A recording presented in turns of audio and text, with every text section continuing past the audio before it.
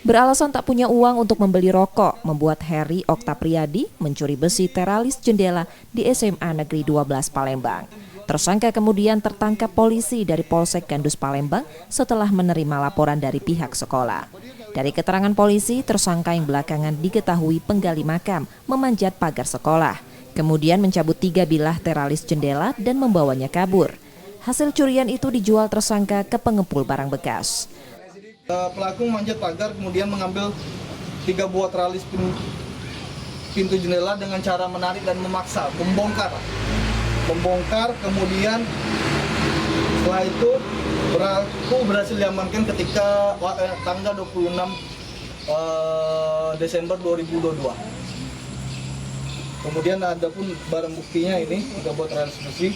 Pengakuannya sementara ini dan berdasarkan saksi ada beberapa barang lagi yang dicuri, tapi pelaku belum mengakuinya. Tapi ini sementara yang sudah kami amankan dari barang bukti yang pelaku mencuri di SMA 12 Palembang. Tersangka kini ditahan di tahanan Polsek Gandus Palembang untuk proses hukumnya.